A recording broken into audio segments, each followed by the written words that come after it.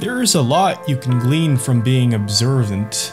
One of my least favorite things is when I'm out and about on YouTube. Right, here we are. And I'm looking at different music videos. And these videos may have many comments. Now, particularly in electronic music, because it's more prone to this thing than others, due to so many genres, there are often comments that say, this isn't trance, or this isn't techno, or this isn't dubstep, so on and so forth. Hardly any of them, I'd say less than 1% that I've seen, substantiate, really give a convincing reason, not necessarily an argument that denotes more conflict, but more of a help, an aid to guide the reader or someone who's they're responding to, perhaps the original poster of the video, why this is not what they see as a given genre. Now, we're listening to Ambitizers in the background, new ambient album. Ambient Appetizers, we could think of it as a portmanteau. If you'd like to get it, go to Torley, that's Torley. Hey, my name's spelled out on the page, .com, and you can check that out. I'm gonna play some little whirligig bits for you. But a common thing with me, and perhaps something that's drawn you to watch me, is I often think about what ifs in speculative or science fiction. What happens in alternate, parallel realities and universes, as they were. So I think to myself, what kind of genres might dominate in some of those side-chained realities that we don't have here? And how could the same words mean something very different?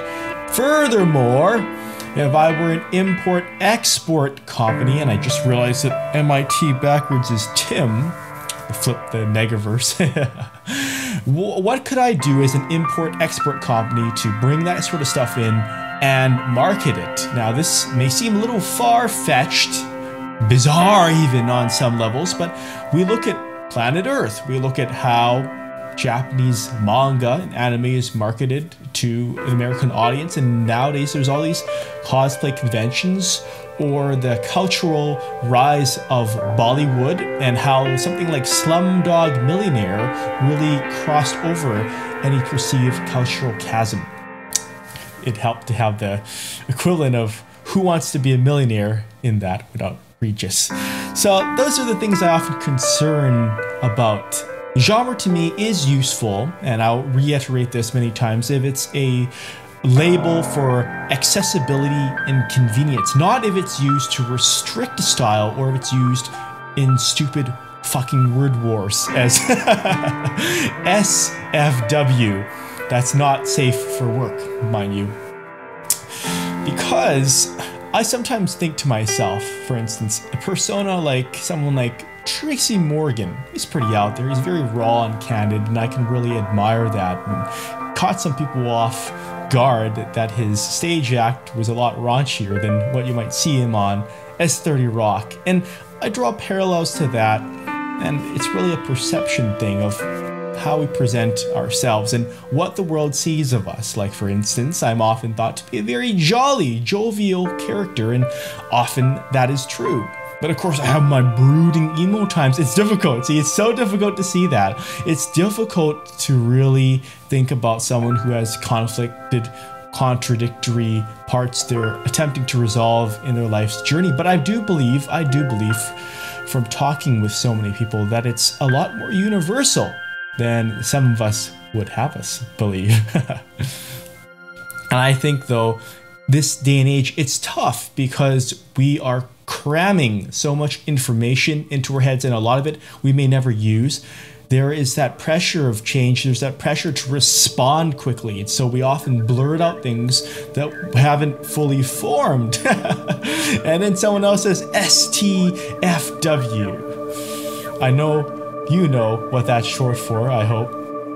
And that's what we live under, this sort of pressure. So people get more frazzled and stressed out because upon getting a hostile reaction from someone, the natural thing is to lash out. You're feeling so pressured. Like, why don't you understand me? And that's a central thing of creativity that I've always believed, but in recent times have more fully formed, about questioning the artist's intent. That's how you can judge, on some level anyway, if their work has succeeded.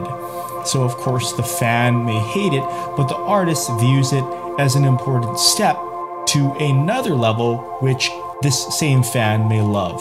We have to examine all these sorts of things and connect the dots. Now, speaking of dots and lines and whirligigs, I want to show you something. This is a typical trance gated sound, a super saw.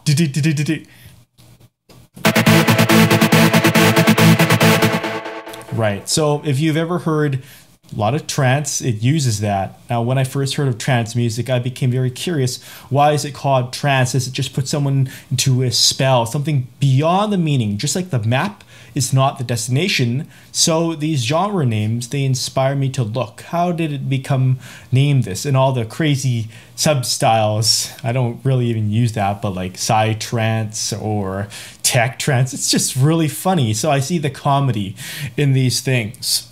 And so you hear chord progressions in many of these like this.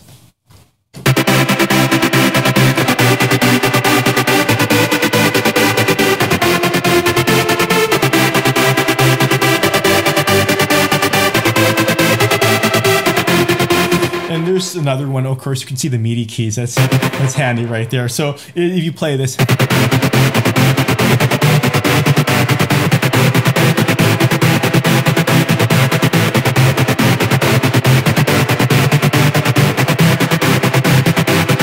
And that's really common.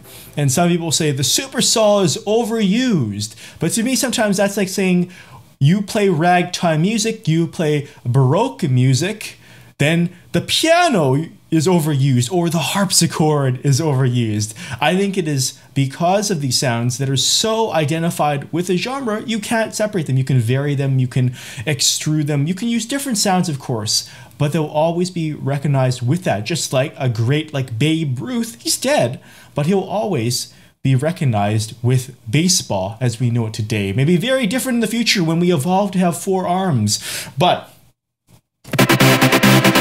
so I think if we were to use different notes, different tonalities and chords, we could make this a lot fresher. A lot of trance is in a harmonic minor, like.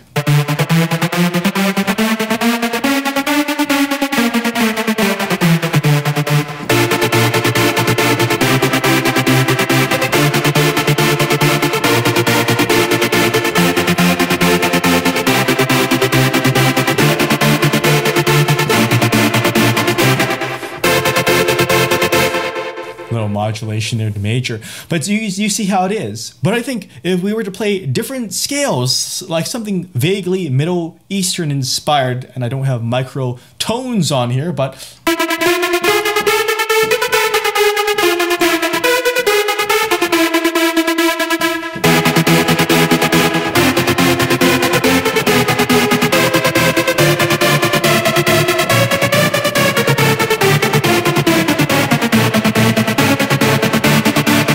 now you might say, that sounds more like psytrance. And hey, that's right. There's a lot of psytrance hailing from that part of the world. The curious thing, of course, in India, Goa trance, and they don't use super saw as much. So you can spot these gaps, these leaks in the space-time continuum. If you were to rip, I don't want to mean do a goatsy thing there, but you're gonna, I was gonna say tear a hole. That doesn't sound good either now. But finding and exploiting these things is what I strive for, these observations. Or let's try black notes for Chinese style.